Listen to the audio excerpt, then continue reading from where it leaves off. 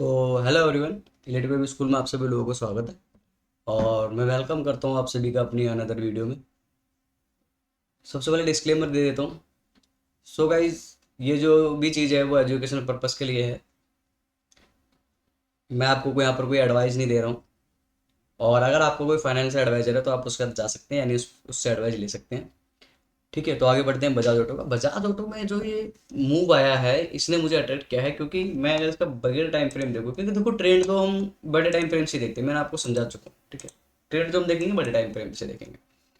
तो अगर बड़े टाइम फ्रेम से मैंने कोई ट्रेंड देखा, ये वाला ट्रेंड देखा, और ट्रेंड देने के बाद ये एक सार पाने के बाद कंसोलिडेशन मोड में था। ठीक है, कंसोलिडेशन मोड में था। अब कंसोलिडेशन मोड में आने के बाद इसने क्या करा है, मैंने आपको अपने इंडिकेटर दिखाया तो कुछ याद होगा आप लोगों को। तो उस इंडिकेटर को इसने बखूबी बुल साइड में ब्रेक किया है। ठीक है, तो यहाँ पर जब इसने बुल साइड में ब्रेक किया है तो मेरे अलर्टनेस दब चुकी है। तो इनफ डाटा चाहिए होता है, ठीक है ना, मेरे को ट्रेड सेटअप बनाने के लिए।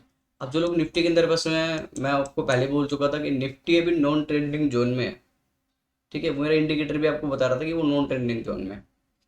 ठीक, तो और निफ्टी आने वाले कम से कम 6 महीने 7 महीने और फंसने वाली है। ठीक है, एज पर टाइम साइकिल के हिसाब से मैं आपको बताता रहा हूँ कि वो फंसने वाली है। अगर यहाँ से ब्रेक भी होगा ना, अब जो लोग सोच रहे हैं कि 22,700 800 आ जाएगा, जब 22,700 अगर भी ब्रेक हो जाएगा ना, तो वो जो लाइफ टाइम हाई निफ्टी का था ना, वहाँ जाके टिक रुक जाएगी। वहाँ पर भी बहुत तगड़ा, समझ लो कि वहाँ पर भी बहुत तगड़ा रेसिस्टेंस जोन फेस करने वाली निफ्टी। ठीक है, तो मैं आप लोगों से ये कहूँगा कि आप कोई स्टॉक स्पेसिफिक जाओ। ओके, तो अब यहाँ पर क्या हो सकता है कि आप देख पा रहे हो कि एक सिंपल दिख रहा है कि ये मेरी स्ट्रांग वेव है। ठीक है, थर्ड वेव तो कहते हैं ना कि खुली आंखों से क्या, बंद आंखों से भी थर्ड वेव दिख जाती है। ठीक है, अब बंद आंख, आपको बंद आंख कर लेंगे तो सर चार्ट कहाँ से दिखेगा, बंद आंखों से देखोगे तो चार्ट ज़्यादा अच्छा क्लियर दिखता है। ठीक है, तो सॉरी, थोड़ा बहुत मजाक कर रहा था। यहाँ पर देखोगे कंसोलिडेशन मोड में फंसा रहा है, एक सार पाया था, सार होने के बाद पूरा कंसोलिडेशन मोड में फंसा रहा। ठीक है, तो मेरा ये जो आपसे डिस्कशन है वो यहाँ पर है, सिर्फ इतना। ठीक है, मैं आपको अभी यहाँ पर कोई बड़ी वेव एनालिसिस करके नहीं दिखा रहा हूँ। मेरा जो डिस्कशन है वो यहाँ पर है। ये डाटा, ये ना डाटा चाहिए मेरे को। ठीक है, जाना कहाँ है मुझे, अब साइड में जाना है। ठीक है, साइड में जाना है। तो अब क्योंकि देखो ये कंसोलिडेशन, ये सार पाया, ये कंसोलिडेशन मोड में फंसने के बाद फिर ये ब्रेकआउट दे रहा है। ओके, तो होना क्या है हमारे साथ, हम मैं जो देख रहा हूँ इसको, अगर मैं छोटे टाइम फ्रेम पे जाऊँ 30 मिनट में।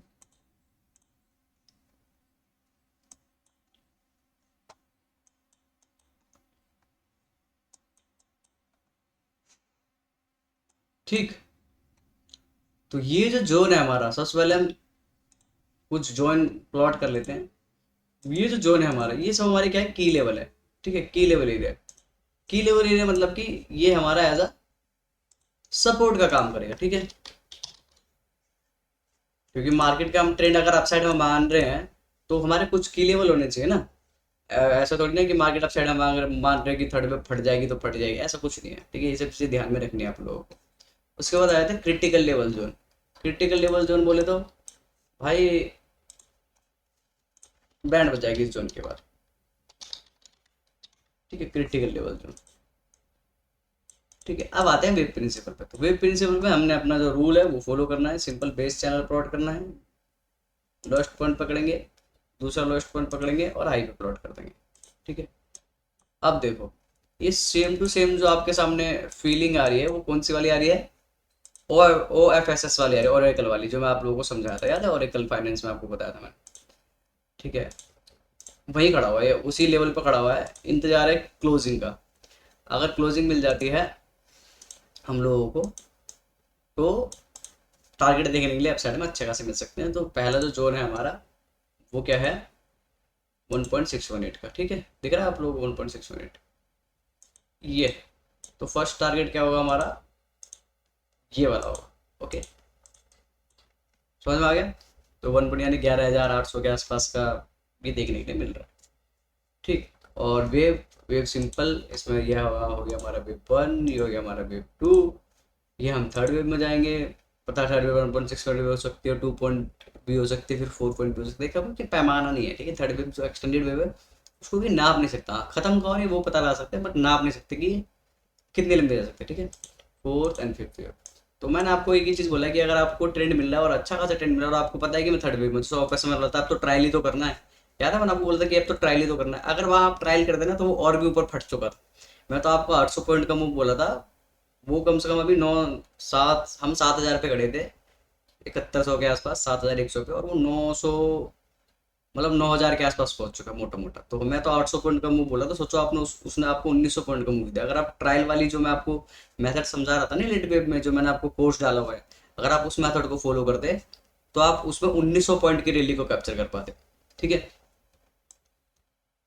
तो क्या हो गया, ये हो गया मेरा थर्ड वेव, ये हो गया मेरा उसके बाद अगर थर्ड वेव के बाद फोर्थ वेव आएगी वो देखेंगे, अभी तो हमें थर्ड वेव चाहिए, ठीक है।